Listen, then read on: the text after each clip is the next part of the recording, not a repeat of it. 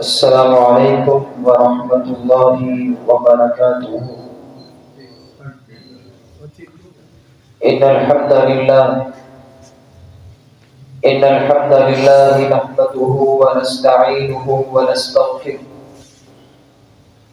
ونعوذ باللہ من شرور انفسنا ومن سیئات اعمالنا، من يهده الله فلا مضل له ومن يضلله فلا هادي له،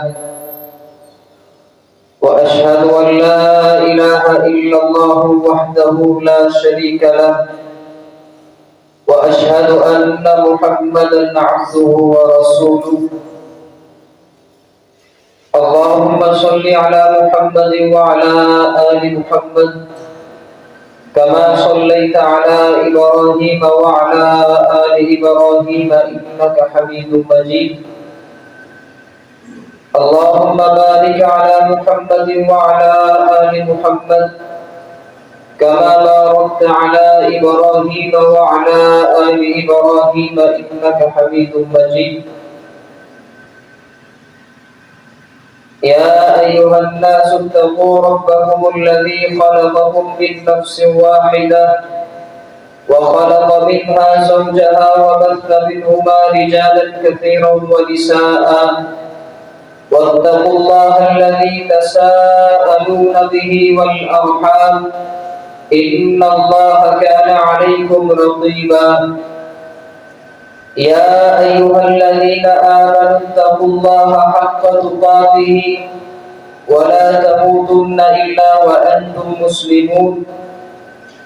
يا أيها الذين آمنوا اتقوا الله وقولوا قولا سديدا يصلح لكم أعمالكم ويغفر لكم ذنوبكم، ومن يطع الله ورسوله فقد فاز فوزا عظيما۔ أما بعد، فإن خير الحديث كتاب الله، وخير الهدي هدي محمد صلى الله تعالى عليه وسلم، وشر الأمور محدثاتها، وكل محدثة بدعة، وكل بدعة ضلالة، وكل ضلالة في النار۔ أعوذ بالله السميع العليم من الشيطان الرجيم، من همزه ونفخه ونفثه، بسم الله الرحمن الرحيم۔ قال الله تبارك وتعالى في القرآن المجيد: إن أحسنتم أحسنتم لأنفسكم وإن أسأتم فلها۔ وعن أبي هريرة رضي الله تعالى عنه قال قال رسول الله صلى الله عليه وآله وسلم: إذا مات ابن آدم انقطع عمله إلا من ثلاث: صدقة جارية، أو علم ينتفع به، أو ولد صالح يدعو له۔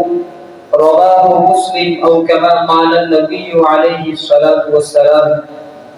رب اشرح لي صدري ويسر لي أمري واحلل عقدة من لساني يفقهوا قولي۔ اللهم رب زدني علما وفهما وما توفيقي إلا بالله۔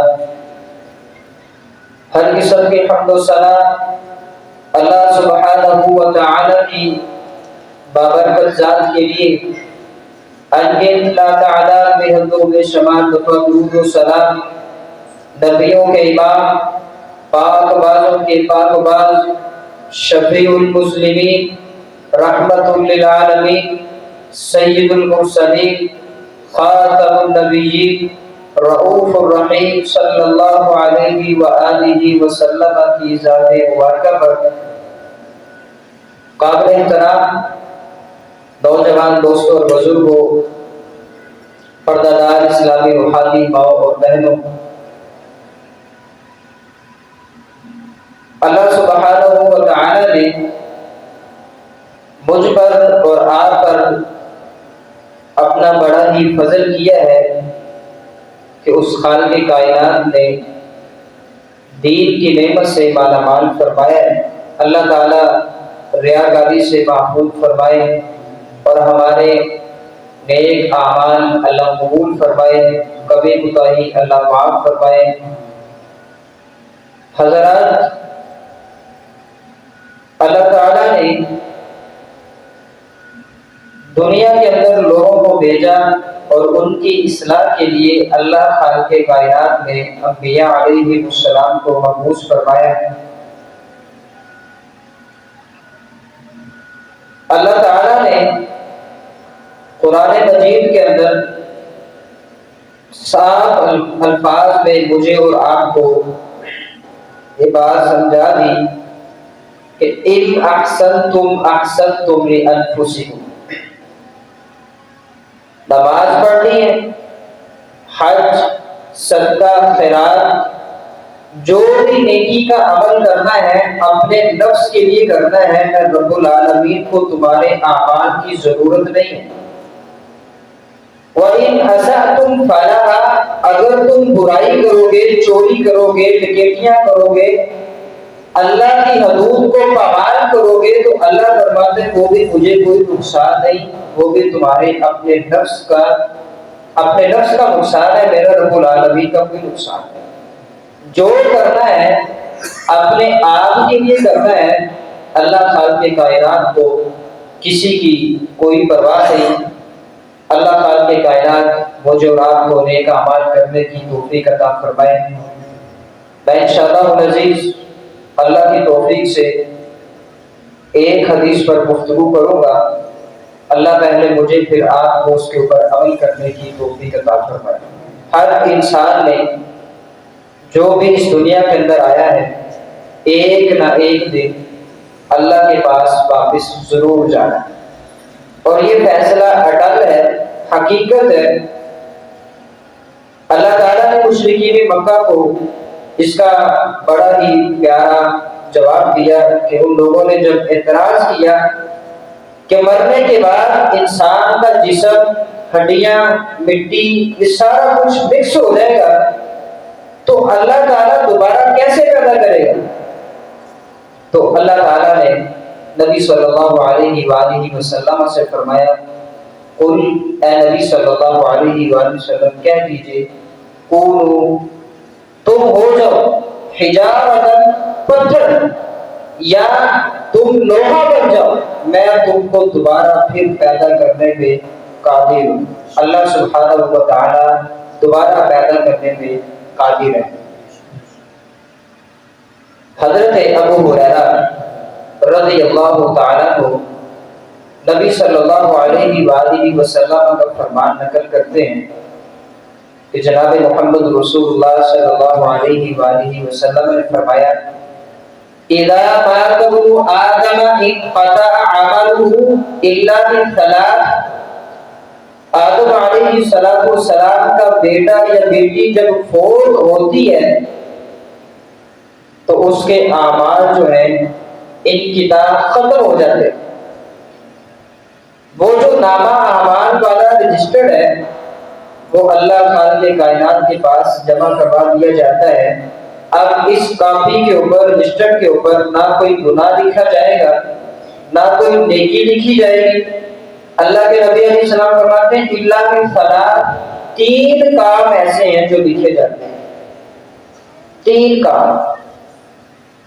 ان میں پہلا کام اللہ کے نبی صلی اللہ علیہ وسلم فرماتے ہیں صدقۃ جاریہ، صدقہ ہے۔ اب ہمارے معاشرے میں یہ بات بالعموم بالخصوص ہر طبقے کے اندر مشہور ہے کہ جس کے پاس ڈھیروں سارے پیسے ہوں وہی صدقہ کر سکتا ہے۔ ایک صحابی کے بارے میں نے پڑھا کہ وہ مسجد کے اندر پیاز لے کے آئے۔ صحابہ نے کہا کہ نبی علیہ السلام نے پیاز کھا کر مسجد میں آنے سے منع فرمایا اور آپ پیاز لے کے مسجد میں آ گئے۔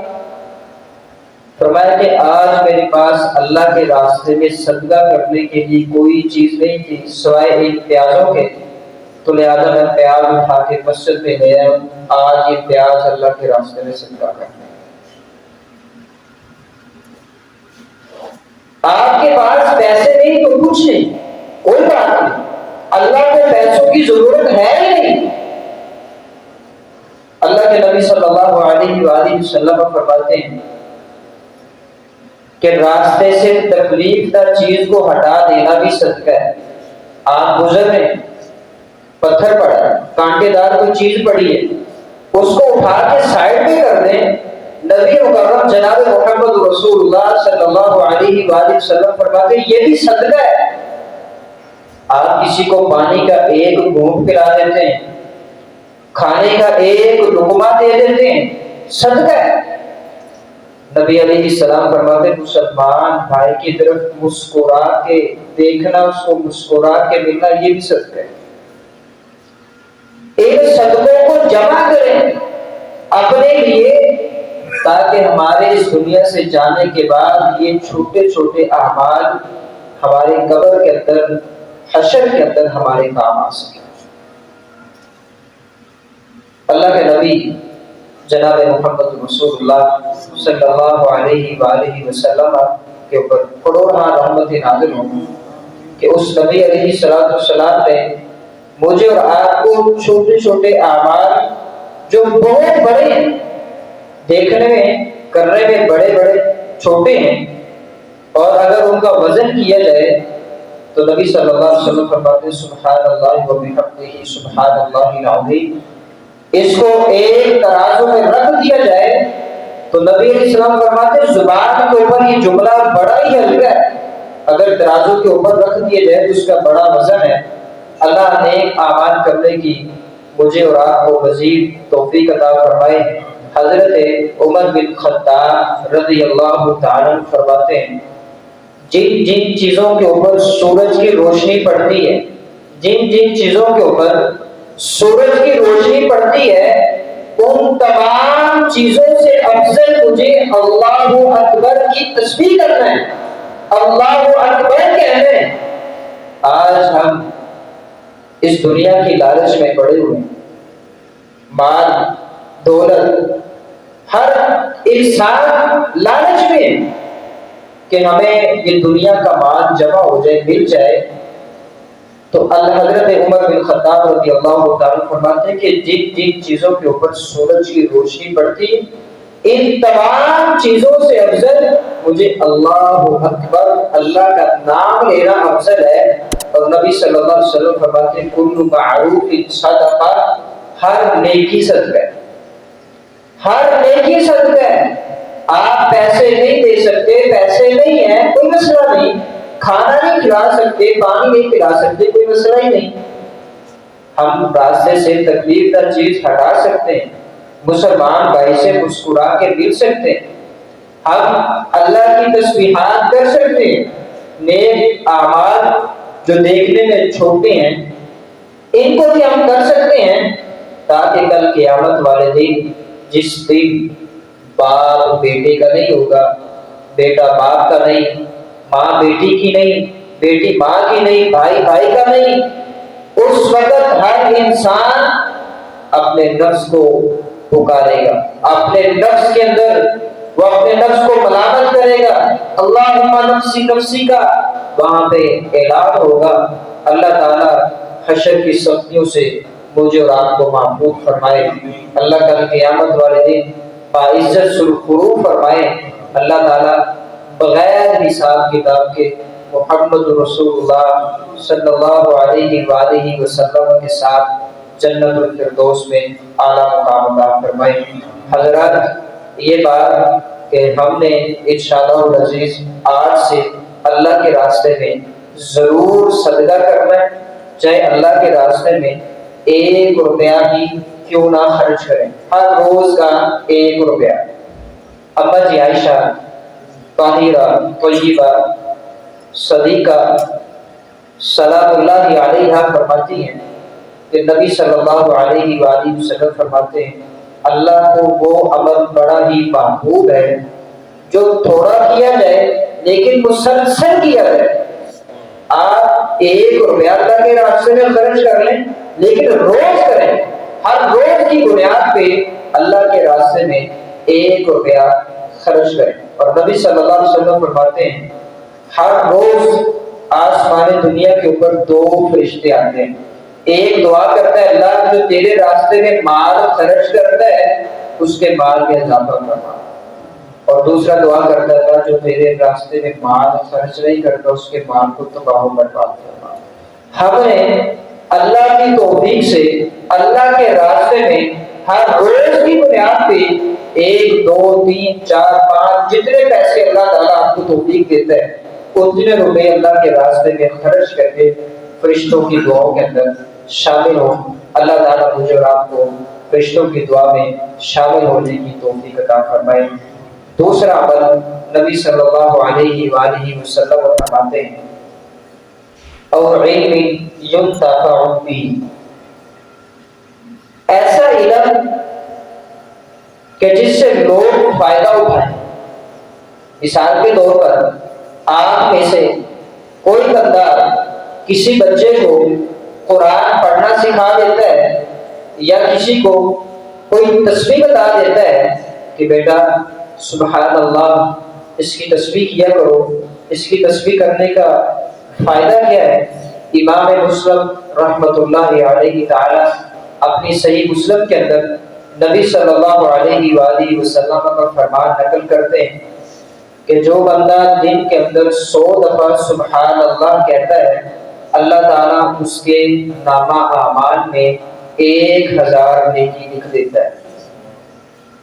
1000 گناہ جو ہیں وہ معاف کر دیے جاتے ہیں، 1000 درجات بلند کر دیے جاتے ہیں۔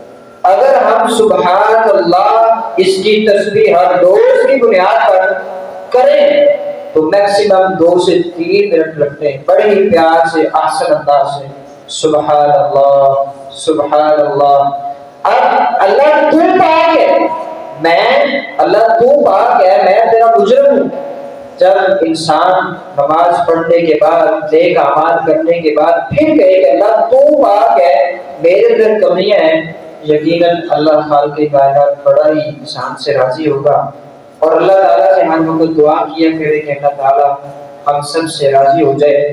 تو آپ جب کسی کو کوئی نیکی کا عمل بتاتے ہیں، کوئی دین کی بات بتاتے ہیں، اور آپ کے بتانے کے بعد وہ بندہ اس کے اوپر عمل کرتا ہے، پھر ایک دن انتقال ہوتا ہے، وہ بندہ پھر بھی آپ کی بتائی ہوئی بات کے اوپر عمل کرتا رہتا ہے، نماز وہ پڑھے گا، تسبیح وہ کرے گا، نیک اعمال وہ کرے گا، اس کے نیک اعمال کرنے کا اجر اللہ خالق کائنات آپ کو مرنے کے بعد بھی دیتا ہے۔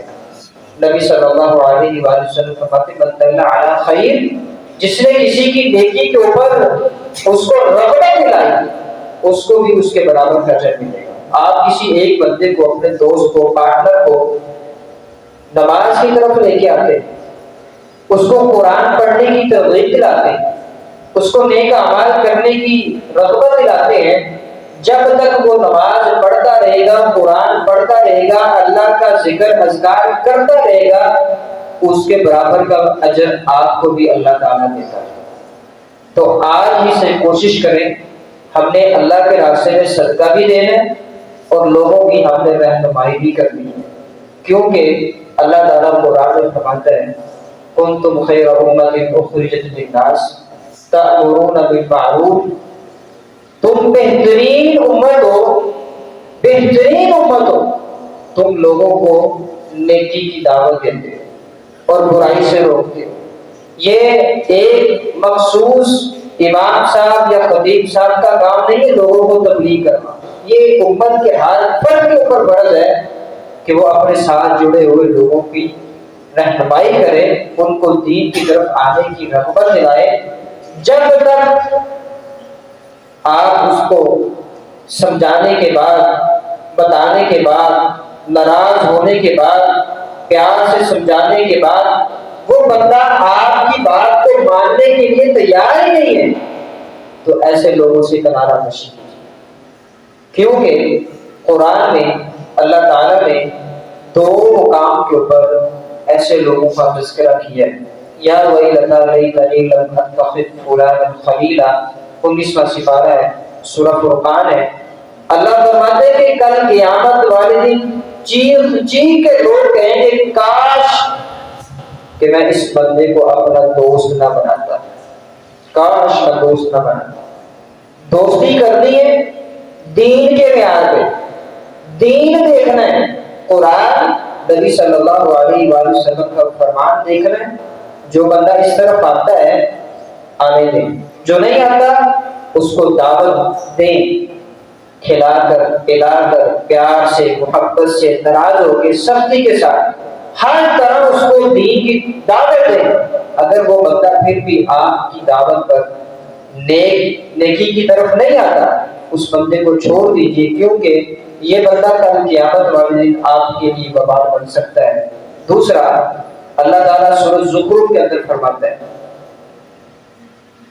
کل قیامت کا دن ہوگا تو اللہ تعالیٰ یہ جو ہم آپس میں آج کل دوستی کے تعلقات ہیں، بعض لوگ ہوتے ہیں وہ دوستی کے اوپر اپنی جانیں بھی قربان کر دیتے ہیں،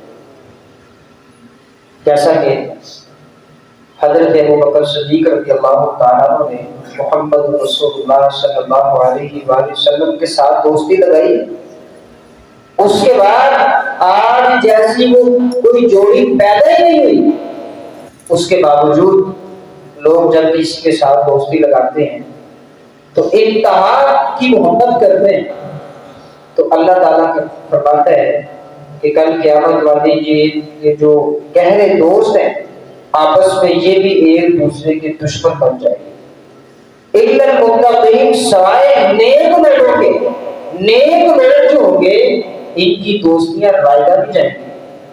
تو آپ جب اپنا اٹھنا بیٹھنا ان لوگوں کے ساتھ کر لیں گے کہ جو لوگ دین کے ساتھ منسلک ہیں، تو انشاءاللہ العزیز یہ نیک لوگ بھی مرنے کے بعد کام آئیں گے۔ امام مالک رحمہ اللہ تعالی ان کو جب جیل ہوئی، جیل کے اندر قید ہیں، اور جب جنازہ نکلا جیل کے اندر سے تو ہر ملک کے اندر ان کا جنازہ پڑھایا گیا، اور امام مالک رحمۃ اللہ علیہ تعالیٰ کہا کرتے تھے کہ ہمارا معیار ہمارا جنازہ بتائے گا۔ ہمارا معیار کیا ہے؟ ہمارا معیار ہمارا جنازہ بتائے گا۔ اگر ہمارے جنازوں کے اوپر سفید داڑھی والے، کالی داڑھیوں والے، نوجوان، بزرگ، بچے، نمازی، تہجد گزار، صالحین لوگ شامل ہوں گے تو نبی صلی اللہ علیہ وآلہ وسلم فرماتے ہیں 40 لوگ اگر اس بات کی گواہی دے دیں کہ اللہ مرنے والا توحید پرست تھا، اللہ تعالیٰ مرنے والے کو معاف فرما دیتا ہے۔ 40 بندے، اور ایک حدیث میں آتا ہے صرف 3 بندے گواہی دے دیں تو اللہ تعالیٰ معاف فرما دیتا ہے۔ توحید کی بنیاد پہ دوستی لگائے، توحید کی بنیاد پر لوگوں کے ساتھ ملنا، اٹھنا بیٹھنا، یہ سارا کچھ توحید کی بنیاد پہ کریں۔ اگر کوئی توحید پرست نہیں ہے تو اس کو توحید کی طرف آنے کی دعوت ہے۔ نہیں آتا تو جو میں نے آپ کو طریقہ کار بتایا ہے اس کو اس کے اوپر لاگو کریں، پھر بھی نہیں آتا تو اللہ تعالیٰ سے پھر اس کی ہدایت کی دعا کریں۔ نبی صلی اللہ علیہ وآلہ وسلم نے اپنے چچا کو آخری دم تک، مرتے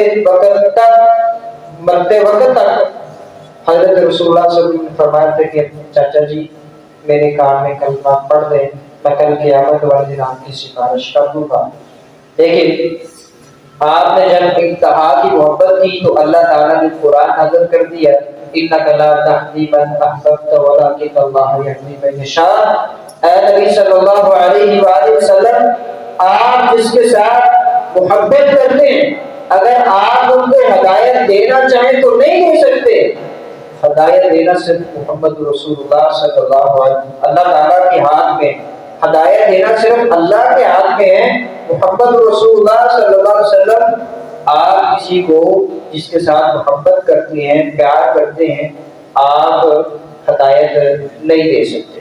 تو ہم بھی کسی کو ہدایت نہیں دے سکتے، ہم فقط دعا کر سکتے ہیں، رہنمائی کر سکتے ہیں، گائیڈ لائن دے سکتے ہیں کہ بھائی ایسے نہیں ایسے کریں، قرآن حدیث کے ریلیٹڈ ان سے گفتگو کریں، دین کی طرف لوگوں کے لے کے آئیں۔ اگر آپ کی وجہ سے کوئی ایک بھی دین کی طرف آتا ہے تو انشاءاللہ عزیز مرنے کے بعد یہ بھی عمل قابل قبول ہوگا اور قابل عمل ہوگا۔ اللہ تعالیٰ مجھے اور آپ کو مرنے کے بعد قبر کی سختیوں کی اور حشر کی سختیوں سے اللہ تعالیٰ محفوظ فرمائے۔ تیسرا عمل، یہ جو عمل ہے یہ عمل بڑا ہی اہم ہے، بڑا ہی اہم۔ اللہ کے نبی صلی اللہ علیہ وآلہ وسلم فرماتے ہیں او ولد صالح یدعو له، مرنے کے بعد نیک اولاد والدین کے لیے دعا کرے تو اللہ خالق کائنات وہ دعا جو ہے وہ بھی قبول فرما کے والدین کو معاف کر دیتے ہیں۔ اب اس موجودہ دور کے اندر نوجوانوں کی جو اصلاح ہے وہ کرنی بڑی ہی ضروری ہے۔ چند دن پہلے میں سفر پہ تھا تو اب میں نے جس اسٹاپ پہ اترنا تھا وہ اسٹاپ آگے گزر گیا، رکشے والا آگے گزر گیا، تو میں نے بولا کہ بھائی جان میں آپ کو بتا کے بیٹھا ہوں کہ فلاں جگہ پہ اترنا ہے اور آپ گانے سننے میں مگن ہیں۔ تو جب میں نے گانے کی یہ بات کی تو اس بھائی کے ماتھے کے اوپر بل پڑ چکے تھے کہ بھائی آپ کون ہوتے ہیں ہمیں گانوں سے روکنے والے؟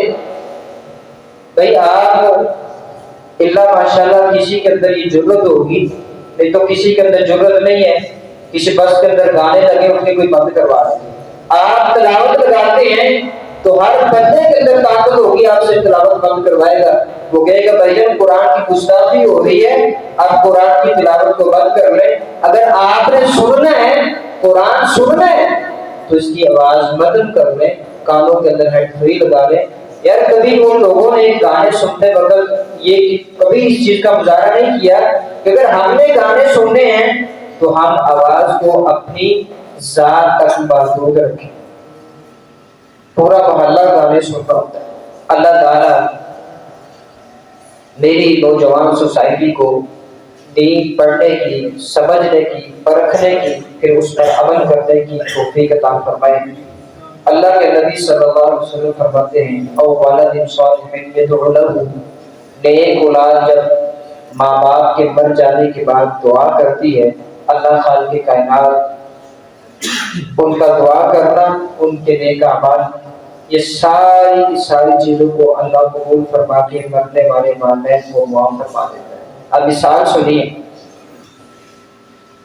باپ فوت ہوتا ہے، بیٹا جنازے کے لیے کھڑا ہوتا ہے، اللہ اکبر اللہم اغفر لہ، اللہ میرے ابا جی کو معاف فرما دے، وارحمہ، اللہ میرے ابا جی کے اوپر اپنی رحمت نازل فرما، اللہ وعافہ واعف عنہ، اللہ میرے ابا جی نے مجھے بچپن میں پالا بڑا کیا، صبح کام پہ جاتے تھے، شام کو منہ میرے کام سے آتے تھے، لوگوں کی مزدوریاں کر کر کے مجھے پالا ہے، اللہ آج وہ میرا بابا تمہارے پاس آ چکا ہے، اللہ میں عافیت کی دعا کرتا ہوں، اللہ میرے ابو جی کو معاف فرما، اللہم اغفر لہا وارحمہا، اللہ میری اماں تیرے پاس آ چکی ہے، ان کو معاف فرما، اللہ میری امی جی کے اوپر اپنی رحمت نازل فرما۔ نبی صلی اللہ علیہ وسلم فرماتے ہیں اللہ تعالیٰ نیک اولاد کی پکار کو ڈائریکٹ سن کر معاف فرما دے گا، اور کما قال نبی صلی اللہ علیہ وآلہ وسلم۔ اور میں نے ان گناہگار آنکھوں سے وہ بھی بچے دیکھے باپ کی میت سامنے ہے، وضو کا طریقہ ہی نہیں پتا، باپ کی میت سامنے ہے، نماز پڑھنے کا طریقہ ہی نہیں پتا۔ اب یہ غلطی کس کی ہے؟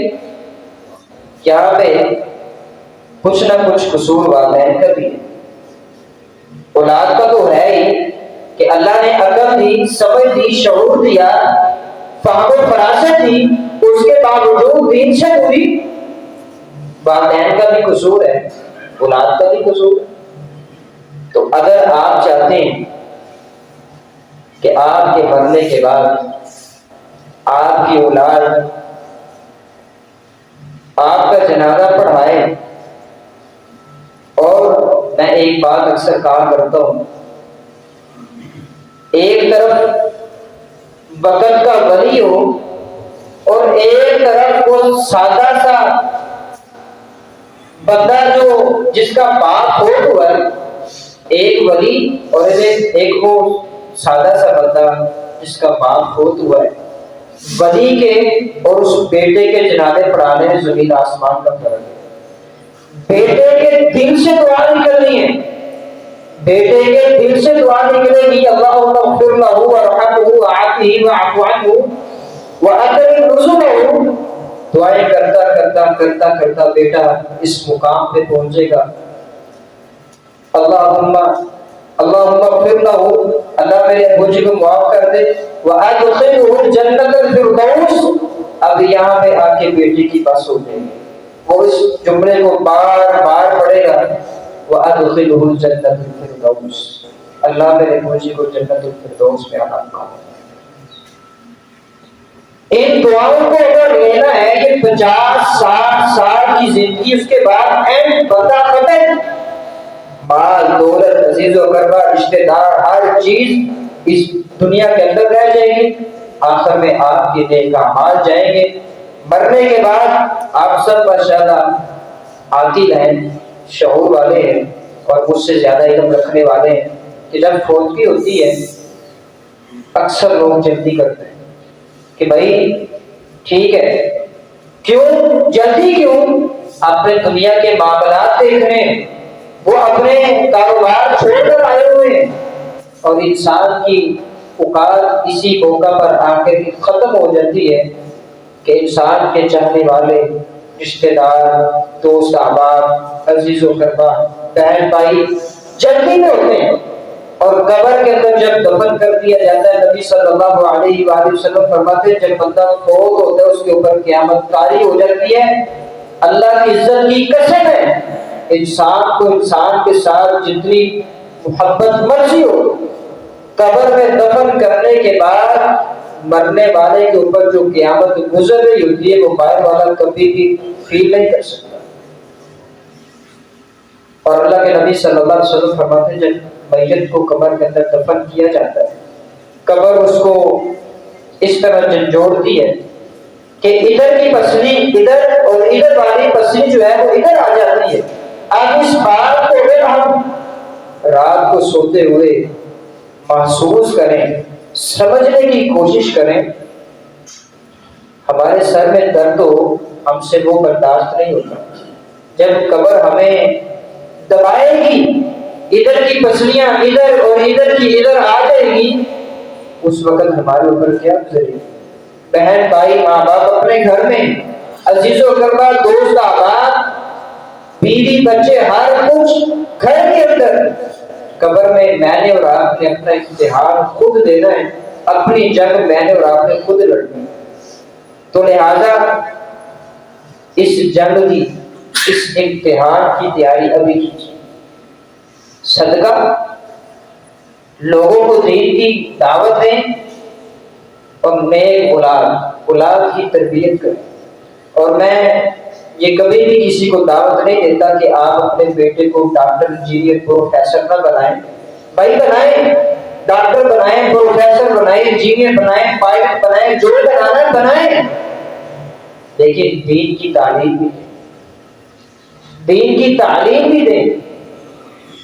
بیٹے کو پتا ہونا چاہیے کہ وضو کے فرائض کتنے ہیں، غسل کے فرائض کتنے ہیں، نمازوں کے نام کیا ہیں، نماز فرض کون سی ہے، نفلی کون سی ہے، فرض کفایہ کون سی نماز ہے، حلال حرام لین دین، اس تمام طرح کے معاملات جو ہیں ان کی تمیز ہونی چاہیے۔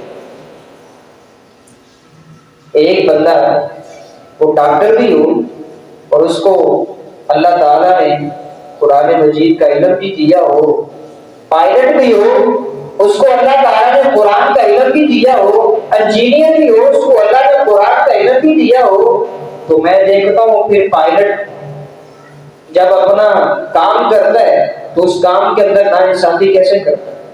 نہیں کرے گا۔ قرآن کی تعلیم ہے، جب ایک ڈاکٹر کے پاس مریض آتا ہے، ڈاکٹر اس کی دیکھ بھال کرتا ہے، اور بعض ڈاکٹر ایسے ہیں جن کو اللہ تعالیٰ نے علم دیا ہے، وہ جب ان کے پاس مریض آتا ہے دوائی دینے کے ساتھ ساتھ اس کو موٹیویٹ کرتے ہیں، ٹینشن نہیں لگی، ٹھیک ہو جائے، اسے نہیں بھی ہونا، وہ تھوڑا بہت اپنے آپ کو ریلیکس محسوس کرتا ہے، ٹینشن نہیں، آپ ٹھیک ہو جائیں گے، اتنا مسئلہ نہیں ہے، یہ تو ہوتے رہتے ہیں۔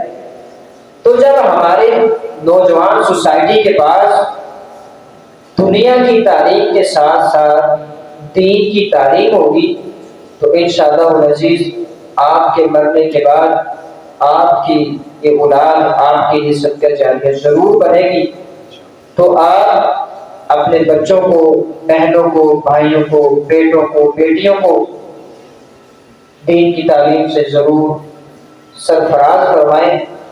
انشاءاللہ اللہ تعالیٰ آپ کا یہ عمل کبھی بھی رائے گا نہیں جانے دے گا۔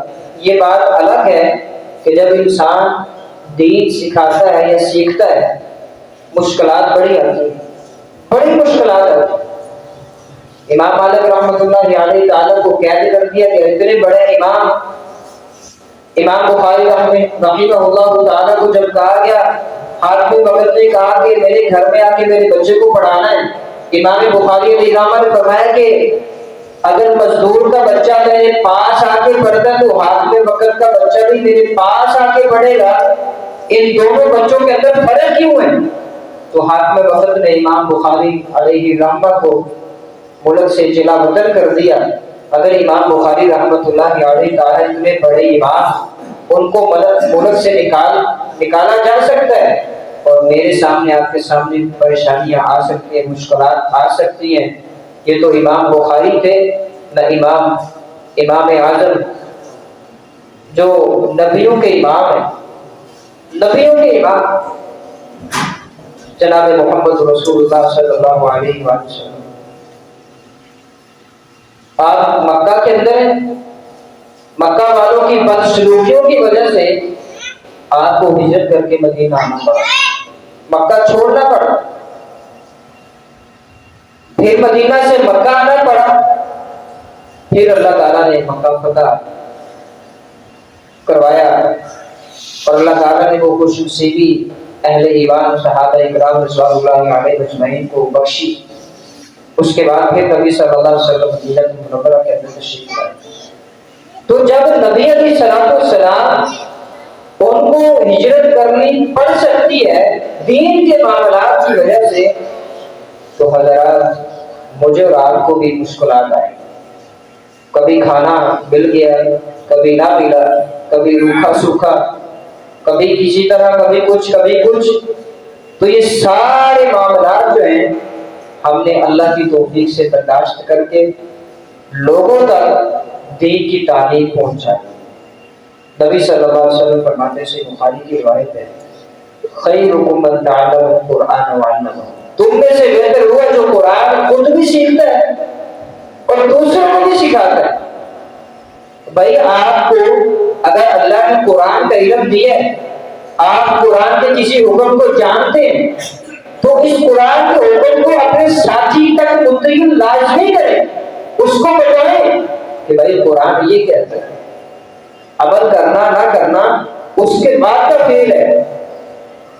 مثال کے طور پر میں اپنے کسی دوست کو دین کی دعوت نہیں دیتا، کل قیامت والے دن وہ میرے دوست اللہ کے حضور یہ پوائنٹ آف ویو کر سکتے ہیں کہ اللہ یہ ہمارا دوست تھا، خود نمازیں پڑھتا تھا، خود حج صدقے خیرات سب کچھ کرتا تھا، آج تک اس نے ہمیں کبھی دعوت ہی نہیں دی۔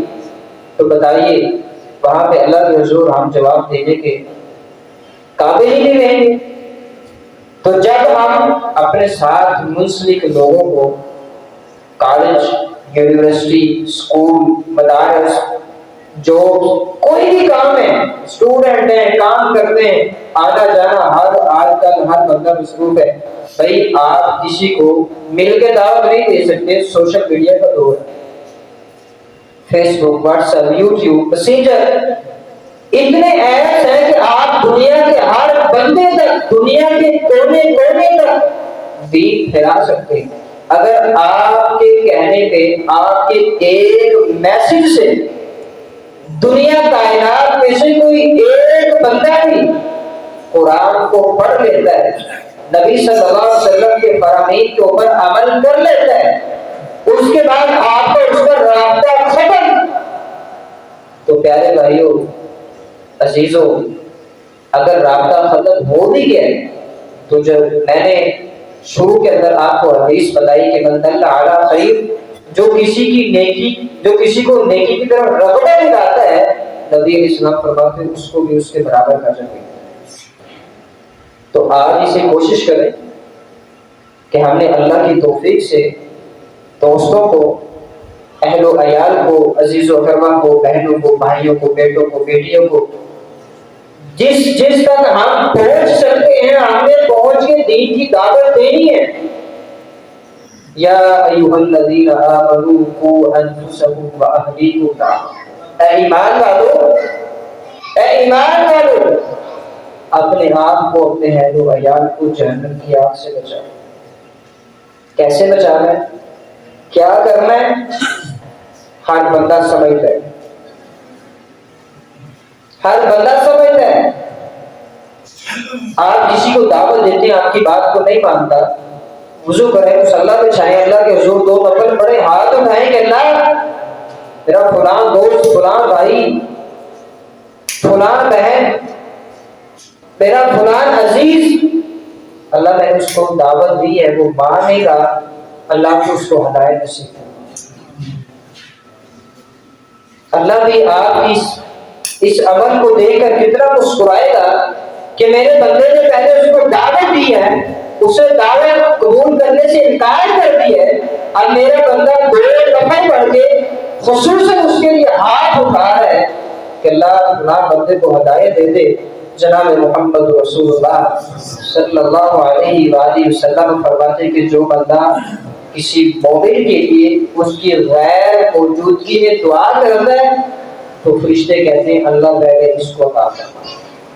حضرت معاذ بن جبل رضی اللہ تعالیٰ عنہ، حالت ان کے بارے میں آتا ہے کہ ان کے 360 دوست تھے، 360 دوست تھے، یہ جب بھی دعا کرتے تھے ہر ایک دوست کا نام لے لے کے دعا کرتے تھے۔ آج میرے اور آپ کے دوست کتنے سوشل میڈیا پہ الگ ہیں، گلی محلے میں الگ ہیں، اسکول، کالج، یونیورسٹی کے ان کے اندر الگ دوست ہیں، کہیں آنا جانا وہاں پہ الگ دوست ہیں۔ میں اور آپ اپنی اپنی جگہ پہ سوچیں کہ ہم نے کتنے دوستوں تک آج قرآن کی دعوت دی ہے، یا ہم نے کتنے دوستوں تک محمد رسول اللہ صلی اللہ علیہ وسلم کے فرامین کی دعوت پہنچائی؟ نہیں پہنچائی۔ بھائی آپ دین کی دعوت دیں، کوئی ناراض ہوتا ہے تو ہونے دیں، جہاں پہ سودی کاروبار ہے آنکھ میں آنکھ ڈال کے کہیں کہ بھائی آپ کا کام سودی کاروبار ہے، میں اس کا بائیکاٹ کرتا ہوں۔ اللہ کے نبی صلی اللہ علیہ وسلم فرماتے تو سودی کاروبار لکھتا ہے، لکھواتا ہے، دعا بنتا ہے، ان تمام کے اوپر اللہ کی لعنت ہے۔ اور کما قال نبی علیہ الصلوۃ والسلام، میری اور آپ کی لعنت میں فرق ہے، اور اللہ خالق کے کائنات جو 7 آسمان و زمینوں کا مالک ہے اس کی لعنت کا فرق ہے۔ جہاں پہ سودی کاروبار ہوتا ہے کھل کر کہیں کہ سودی کاروبار ہے، جہاں پہ قرآن کی مخالفت ہوتی ہے سینہ تان کے کہیں کہ بھائی قرآن کی مخالفت ہے، ہمیں یہ عمل نہیں کرنے والے۔ پھر دیکھیں اللہ تعالیٰ آپ کو زمین سے اٹھا کے کیسے اوپر لے کے جاتا ہے۔ یہی لوگ جو آپ کی مخالفتیں کرتے ہیں، اللہ کے نبی صلی اللہ علیہ وسلم نے کیا فرمایا؟ جب آپ صلی اللہ علیہ وسلم کو طائف کی وادیوں میں پتھر مار کر شہید کر زخمی کیا گیا تو فرشتے آتے، یا رسول اللہ صلی اللہ علیہ وسلم حکم کرے ہم انہی پہاڑوں کے اندر ان کو پیس کے رکھ دیں۔ دوسرا فرشتہ آتا ہے، یا رسول اللہ صلی اللہ علیہ وسلم آپ حکم کریں ہم ان کو آگ کے اندر پھینک دیں۔ فرمایا نہیں، یہ نہیں تو ان کی نسل ہی صحیح، اگر یہ آج میرے اوپر ایمان نہیں لاتے، مجھے نہیں سمجھتے، مجھے نہیں سمجھ پا رہے، تو یہ نہیں تو آنے والی ان کی نسلیں ہی صحیح۔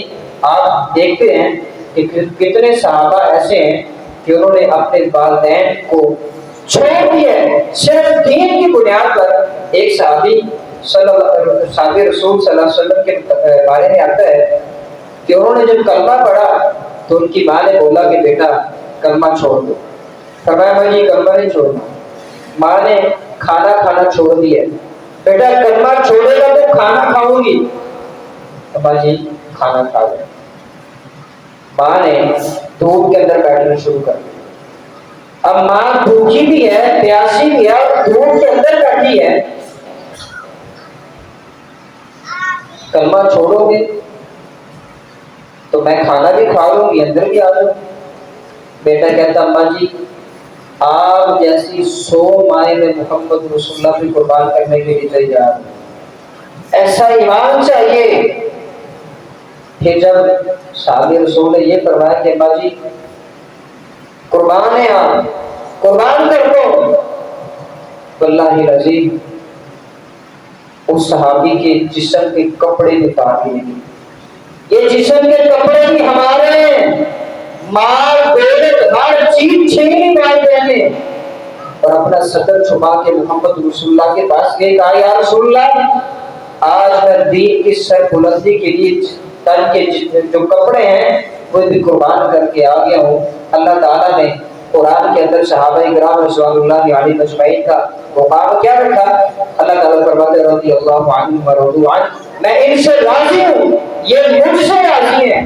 اور یہی آج میں دعوت دینا چاہتا ہوں کہ اللہ تعالیٰ سے ہر وقت دعا کیا کریں, اٹھتے بیٹھتے دعا کیا کریں, اللہ تو ہم سے راضی ہو جائے.